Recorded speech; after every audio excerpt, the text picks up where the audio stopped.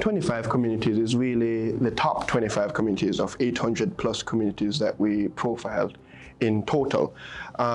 We looked at 22 different variables of poverty, unemployment, old age people, people on welfare, age demographics, not just old age. We looked at the education levels of people and so on.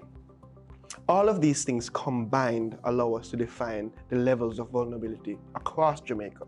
The selection of the top 25 is just sorting the top 25. What's important is that we're not looking at the top 25 poor communities or the top 25 old age communities or top 25 communities with people with comorbidities and so on. It is all of the above. What we're seeing are poor areas may not have the same concentration of old people or unemployed or whatever. So places, upper income areas may have certain concentrations of diabetics and hypertensives but are not poor. So you have to have the combination of all of the 22 different variables to qualify for to be in the top 25. And what we begin to determine from this is the conditions that surround each of these areas.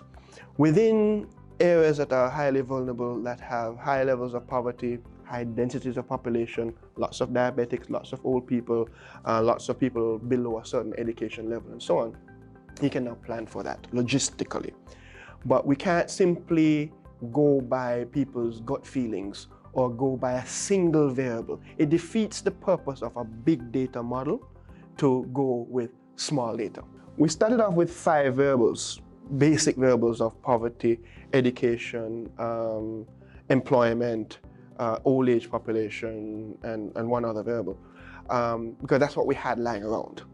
But as we began to populate this thing more with information regarding comorbidities of diabetes and hypertension, we started to incorporate variables of disabilities, people who meet a particular demographic. We started to incorporate variables such as the proximity to health centers and health services. We started to incorporate the concentrations of markets and tax offices and those places where people would converge out of necessity, to go about their business. All of these things started to pile up, and they hit 22.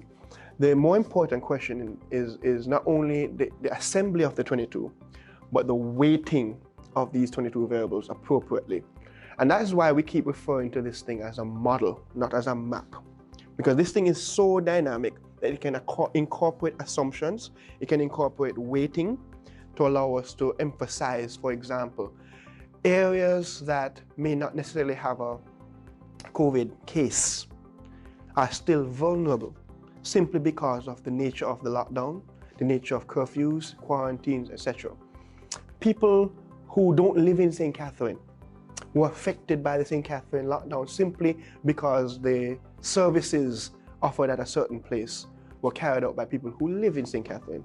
Or a factory in St. Catherine is the one that is responsible for not just manufacturing something, but also distribution of certain products in Negril, which is so far from St. Catherine.